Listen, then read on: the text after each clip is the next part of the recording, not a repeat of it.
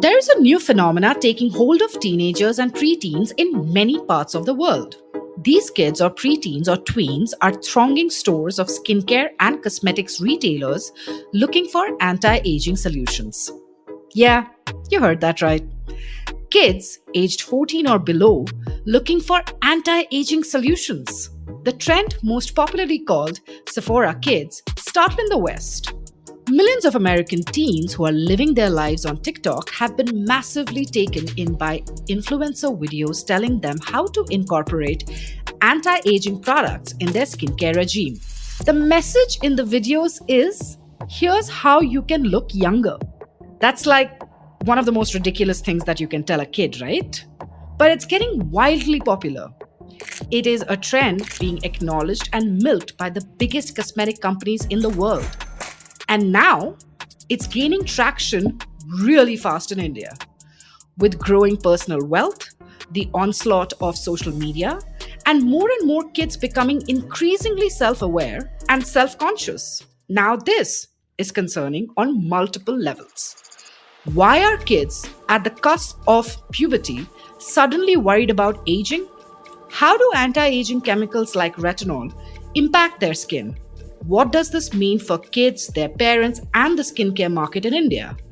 We try and answer all these questions in today's episode. It's Thursday, 30th of May, and I'm Shobhari Das, your host for this episode. You are listening to Sephora Kids, Why Are Children Buying Anti-Aging Creams? On the Morning Brief.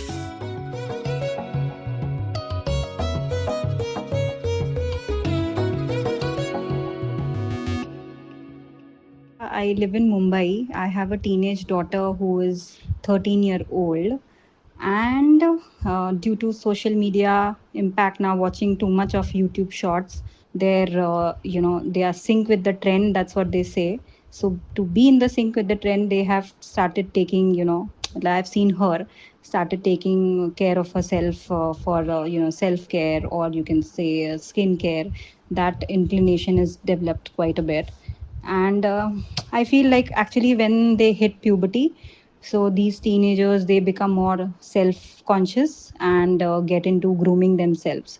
So they now, because of social media and watching these YouTube shorts, they know, what is the ingredients used in these products, and they are much more aware of what happens with what ingredient in which product more than us. I don't know these technical, but still I think we keep it that way, that she's still grounded a bit, and she's more inclined towards using home remedies, or what we used to do.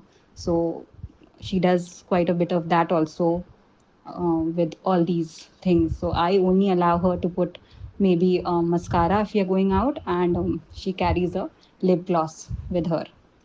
You just heard Ruchira, one of the many parents still trying to understand the Sephora Kids trend and what it means for their kids. Like I said, Sephora Kids as a trend started in the US. The madness of it led to a desperate attempt by Congressman Alex Lee of the California State Assembly to pass a bill to ban kids under 13 from buying such products. Unfortunately, the bill didn't pass. A ban? Isn't that extreme? After all, who hasn't heard of youngsters trying their mums or older sisters' moisturizer or lipstick or even nail polish while growing up? Why the extreme concern then? Well, because it's not limited to trying out anymore. The concern comes from social media ingraining this as a habit in a section that would be most harmed by this habit. We asked our experts to weigh in. Our first guest today, Dennis Shah, marketing professor at Georgia State University, Atlanta, will help us understand how social media is driving a trend and marketing products to kids. So let's jump right in. You have a teenage daughter. What has your experience been like with this new trend, Sephora Kids? Yeah, so my daughter will now be a senior in high school. She's about 17 years old. And the interesting thing is that growing up, she hated cosmetics and makeups of any kind. Now, that same daughter of ours surprised us all when she listed a cosmetic gift set at the top of her wish list for Christmas gift last year. We were just blown away. So that is what was really surprising. And that's when it hit me that this trend that's going on, and this is an all pervasive trend, has found its way right in my own household. Yes. Okay, so that's very, very interesting. Could I ask, only if it's comfortable for you, what exactly was on the list? What was the thing that you wanted? Oh, that was the ELF gift set, ELF, or Yeah, ELF, yeah, yeah, yes, however you call yeah, it. yeah, Elf. And yeah, that was the one that she wanted because all her friends had it. Yeah, Elf launched in India a few years ago, and it's right at that cusp of not too expensive, not too premium, introductory brand.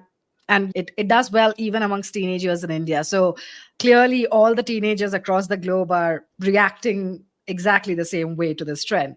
Could you tell us how this phenomena started in US? Where it is it at? And how long do you think it will be at its peak in India? It's just about entering India, my understanding is. Yeah, sure. In US, and this has always been the case, appearances, outward appearances, there's a lot of importance placed on it. People are very particular how they are groomed, how well they are groomed. And so a lot of importance is placed on that simple thing, right? In India, we don't necessarily put makeup at home if you're not going to step out of the home entire day, at least not yet. It's not as common, but here it is.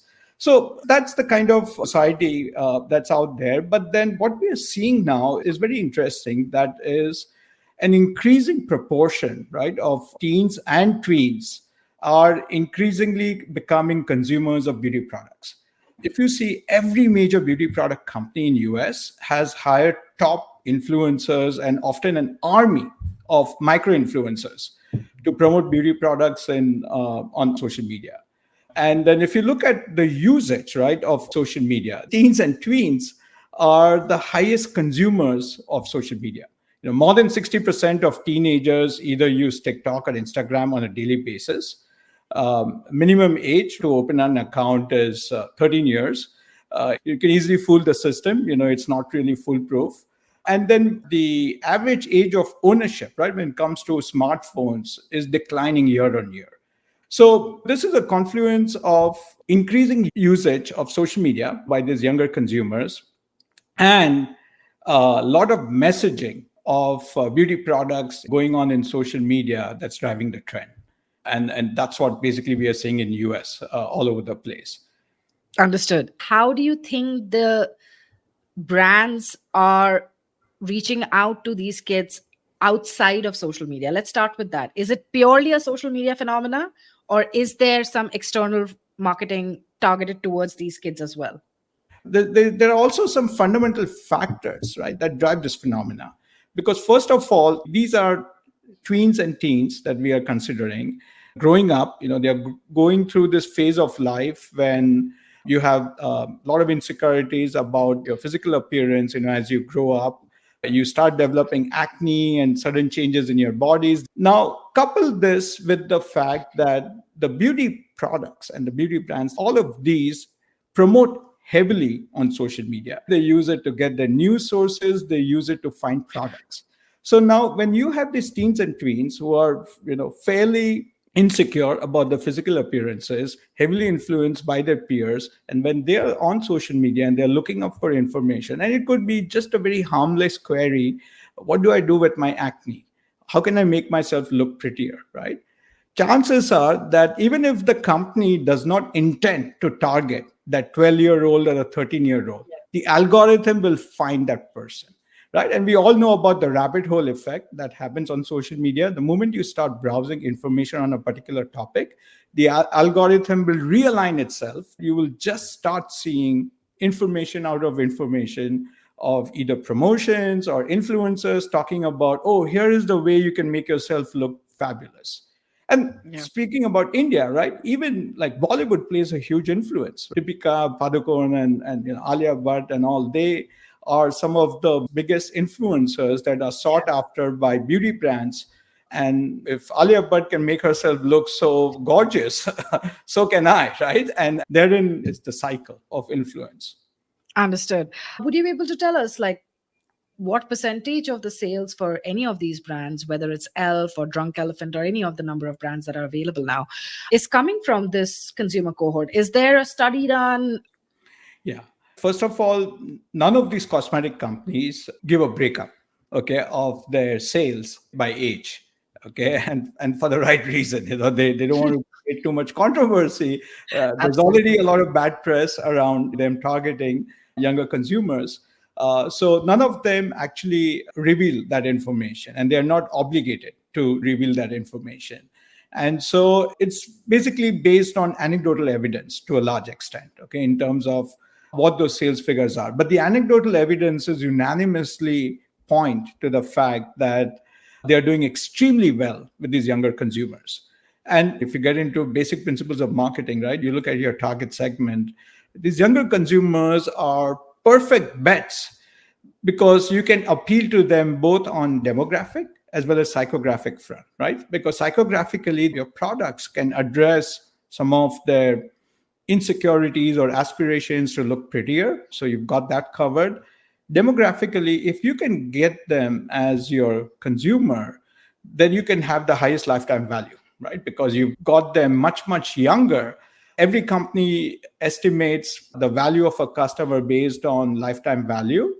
So you've just added several years of revenue now from that same customer. So it's a no brainer, right? When it comes to cosmetic companies, whether they admit it or not, but these are their best consumers. Another issue that comes to my mind is, here's the thing. It's big enough issue for parents to get concerned. It's big enough issue for it to be everywhere on the news. These kids are not earning. Who's paying for it? Yeah. So, there is not a very straightforward answer to this question. And the simple reason is there's a lot of variance, cultural variance, at least in the context of US. And I'm sure, similar issues will crop up even in India. But in the US, right, there are parents who send their kids to beauty pageants, for these really young kids. They attribute happiness and confidence to your ability to look pretty by using this makeup. Okay. So now that's one school of thought. So when it comes to these parents, I don't think there is any Yeah. resistance whatsoever, right? Because they themselves are doing it, they believe in it, and they want to pass it on to their kids. Then there's this other school of thought where probably we also fall in, is that we generally disapprove, okay, of our kids using this. But then there is this social norm, okay, which is very different over here. So recently my daughter had was going to the prom. Shabur, you won't believe, every single, especially female, and I think there were boys as well, who were pretty well groomed, but every single female had her hair done.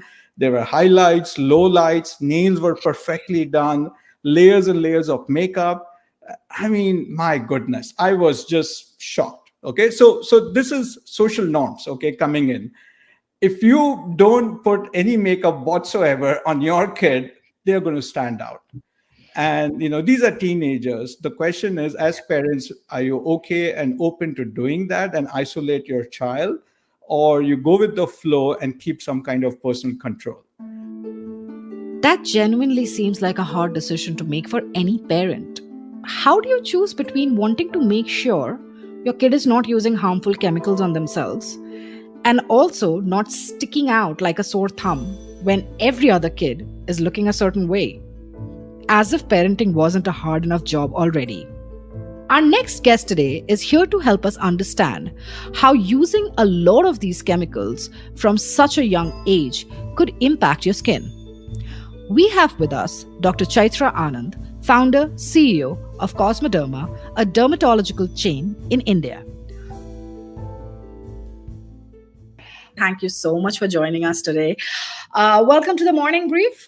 Just out of curiosity, what kind of concerns does Cosmoderma as a brand generally deal with? And if you could focus on Gen Alpha a little bit, Sure. more heavily, that would be great. Gen Alpha, it really is about acne. and acne scarring.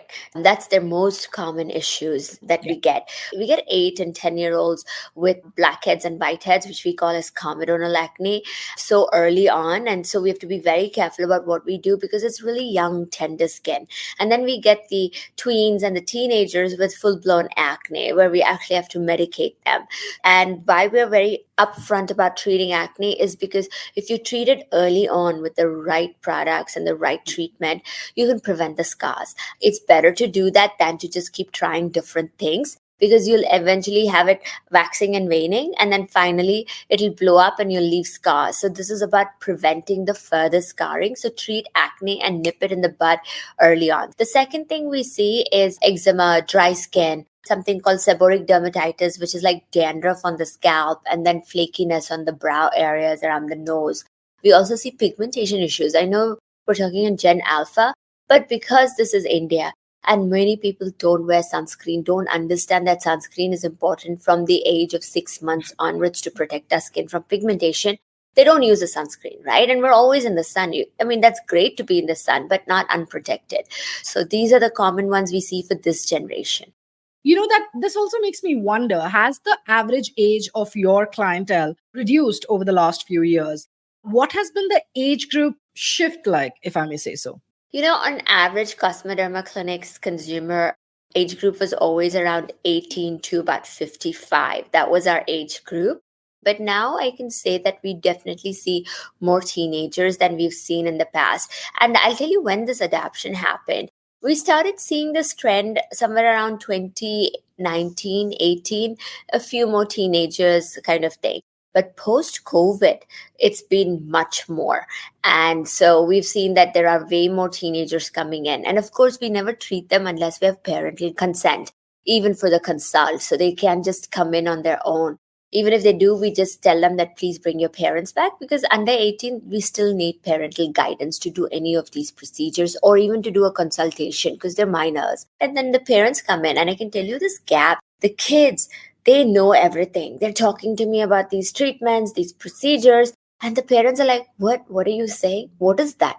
How do you even know this? I've never had it done. Why do you want to have it done? So we see this kind of interplay happening here. And so, yeah, it's very differentiated as a generation. They're very confident as a generation because they've consumed so much knowledge. And of course, they swear by Dr. Google.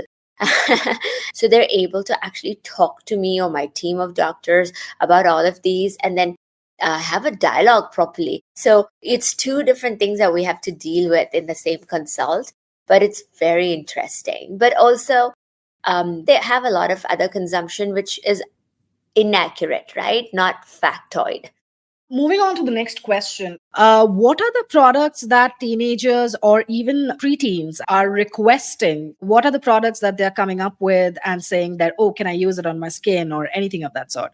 I hear anti aging apparently in that age group is becoming really big, which to me is absolutely fascinating and, well, humorous. Scary. I was going to say humorous. You said scary, but you are the doctor. Dark humor. Dark humor. I think it just is about the influence of the media, right? I mean, consumption of the internet, the influencers, and all of that. So I think it's good that the government in India now is making it a compulsory that influencers themselves are going to be liable to the content that they put out, which is very important because I've seen this. I've seen an increase in adverse events or side effects in my patients and in other people post-COVID time because everybody was stuck to their phones or their tablets, just consuming content.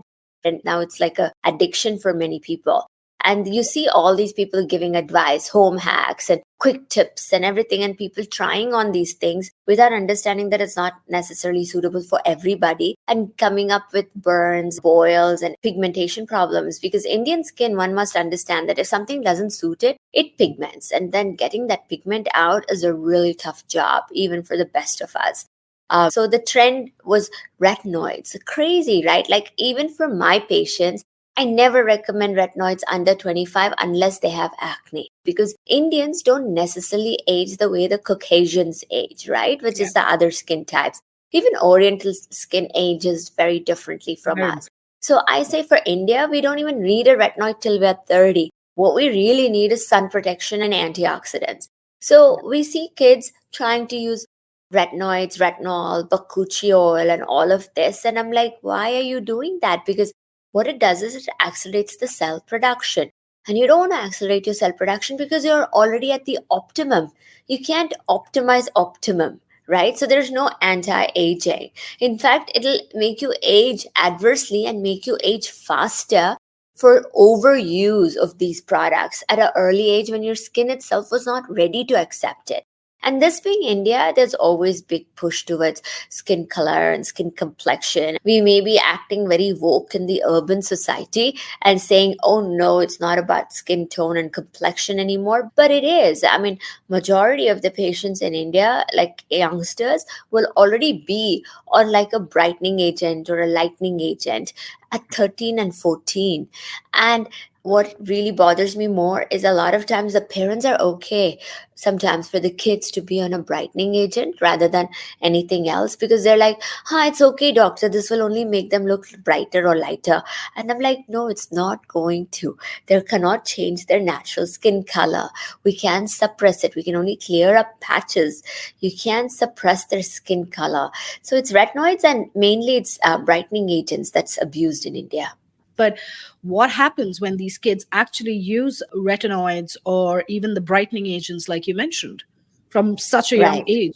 So what happens is they accelerate their skin process, right? So by the time they turn, if like let's say they started at about 14, 15 years of age and now they're in their 20s, you'll see that their skin is actually behaving very differently from another 20-year-old. So we'll end up treating their skin more like an adult skin of 30 plus because they would have accelerated the whole process of the skin. First and foremost, if someone's using it at 13, 14, the skin doesn't have the capacity to heal itself. They get rashes, they get bumps, they get redness. Constant redness is irritation and inflammation. And constant irritation and inflammation in Indian skin is pigmentation. So these kids will have pigment patches in their late 20s or in their early 30s. Normally, 90% of Indian women and about 20% of Indian men get pigmentation by the time they're about 35 to 40. In this case, they'll probably have it by the time they're 28 to 30. And what happens, because this is long standing damage, they could become more permanent and it becomes almost impossible for us to shift it even with the strongest procedures. That's the problem. Honestly, that sounds scary. It is. It should be Is it? scary.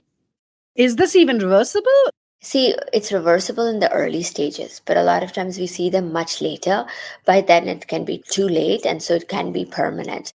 Another question that comes to my mind, Dr. Chaitra, is that what's your take about Indian brands? Are there brands which kids are very fond of? So if you're looking for products for teenagers and Gen Alpha and even older, we say look for something that's made safe certified, because that would have tested for toxins and proven that it's free of harmful toxins. Next, ensure that they have research behind it, that there's data and that they've studied this on Indian skin. The problem I feel with Indian companies is they see a formula, they'll go to a factory and say, hey, copy that for me, give me the same formula. That's what it is. And the factory will copy it. Where is the newer molecules? Where is the research? Where's the R&D? Where's the data to show that this is safe and it's proven on Indian skin? So Skin Q, called Skin Quotient, that's one of the brands that was the first made safe certified actives brands, which actually has research and data showing that their sunscreen protects a person from the tanning. If you look at the other sunscreens in the market, if there's one claiming SPF 50, SPF 70, etc., where's the SPF study? Nobody even puts up the data that they've studied SPF, right? And if you look at the influencers, use only SPF 50. But that's not true. SPF 30 onwards is safe. It's not just SPF, it's SPF plus PA. So these are crucial facts that Indian brands need to talk about, but most of them will not talk about it because they can't prove their own SPF. One of the brands, other than SkinQ, that's actually doing this study now is Minimalist. They started as a copy of another international brand, but today they've evolved finally, and they are working on doing studies to show that they're safe for Indian skin also. So that's my problem with Indian brands right now. And they spend Yeah. more time on marketing and sales than they do on R&D. So these are the kind of nuances that people should understand when they're taking care of their skin, which is the largest organ in our body. Are there any brands particularly which are quite popular amongst the teenagers? Like, do you get questions like that? Oh, can I use this brand? Oh, can Yeah. I? Yeah. Stuff like that. So minimalist is popular. The other one that's caught some favor now is the Dermaco. These are the two Indian brands that seem to be fighting it out in this market currently. There is a set of Indian tweens from the urban set who are also influenced by Western brands, and they're like looking at, can we use like even Drunk Elephant? Can we get it from abroad? Can we even try The Ordinary? Can we try Pixie? So these are the other brands they keep talking to us about. And there's this whole big thing about Korean skincare and saying, hey, can we try this? We've heard this about Korean skincare, CosRX and stuff like that. I said, sure, if you're Korean, please use it. Wow. So, not only do teenagers want to use harmful chemicals on their face, the skincare industry is also dealing with lack of enough research about these products.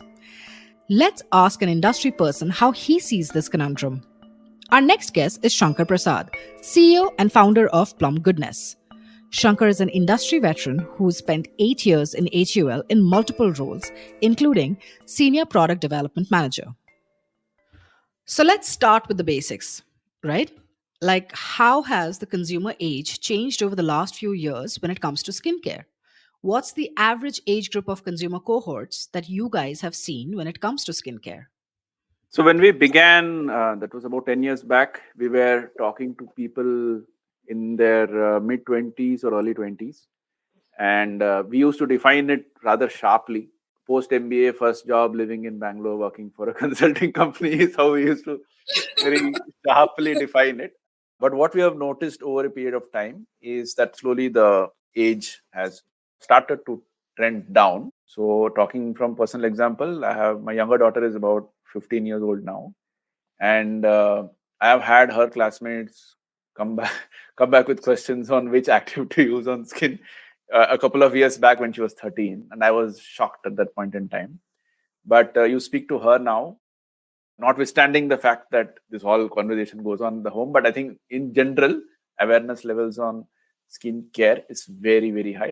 And people are also getting onto social media at a younger age. I don't know if it's good or bad, but that is reality. Therefore, I think the skincare journey truly starts in the teens now. And we are talking early teens and not late teens. Could you also tell us how much our consumers, and not just teenagers, but any consumer, is spending on skincare products? Yes, but I must caveat by saying it's not broader market overall. We're probably talking SECA, SECB. Like in so many other segments that we've been observing, that there is a trend towards premiumization and the higher end of the market is growing faster than the lower end. So if you really went to people who are just starting the skincare journey, it is probably still very much a face wash and moisturizer seasonal. So the penetration is yet not the levels where a shampoo is, for example, in the market. A Yeah. shampoo long ago had crossed 90% of penetration. So we are Yeah. talking in skincare, face wash, moisturizers are probably at a 40-50% penetration is my understanding. It's not Yeah. close to the 80-90%. So therefore, we are talking still upper ACCs here when we talk of these numbers. But that is where brands like us typically play. We don't play the mass game or the belly of the market game yet. Where do you think we are at? I mean, India as a market, when we are talking about Sephora Kids. I don't think we'll get to the point where suddenly kids are becoming those superstar influencers. But some of these trends surprise us in terms of the speed with which they take over. But my own prediction is that that's not going to happen anytime soon. It may still happen on the fringes a little bit, of course. And like the skincare user, the average age of the skincare influencer is also probably trending down. Probably, actually trending down. So that is there, but I don't think it's going to mainstream anytime soon. This is my personal opinion here. It's not a trend watch. Two things. One is I don't think people have the maturity or even the knowledge at that age to be able to recommend something basis science, basis why it works, doesn't work, or will it work, not work, and what are the conditions in which it sometimes things work and things don't work. So not knowing all the aspects of what you're talking about sometimes is dangerous, and then you are actually telling other people what to do with one's own knowledge being sort of half baked. Makeup is a slightly different thing. Cosmetic is slightly different, where it's like art. Anybody can create art. Any kid of any age can create art and say this is what looks good, and that's fine. But when it comes to skincare, hair care, where even for us, when a customer reaches out saying what product should I use, and we ask them 10 questions to make sure that we're covering all bases before we recommend something. I don't know how a one size fits all approach from people who have yet to even complete their science education can work. But sometimes these trends have their momentum. So Has it started having an impact on the actual business? Like, do you see a certain amount of growth coming up? not in skincare. At least in our case, I am not seeing a sudden demographic shift. The bulk of our consumers are still in their 20s. Maybe it's beginning to happen on the margins, but I have not yet seen a shift per se, because consumption is still low in that, and plus purchasing power is low, and there is a lot of parental influence, as we discussed. So it's not a palpable commercial shift yet, but qualitatively one can see it happening. What percentage of your total consumer cohort is teenagers at this point of time? It is a estimate right now. I don't have an exact number to give you, but when it comes to skincare, the senses, and we're talking 10 to 15% is the less than 20 age group. But then the problem is many of them are not probably buying it or using their accounts, and so we can't sort of tag them individually to their. This is probably their sister or brother or mother or whatever account that is buying it. But basis our of interaction and understanding consumer work that we're doing, so my guess is it's either close to 10 to 15% range. Another thing that comes to my mind is, how do you see brand aspiration changing? See, thematically, what I see happening is people shifting towards brands they are able to relate to, and brands they can almost have a conversation with. In some cases, literally have a conversation with on social media.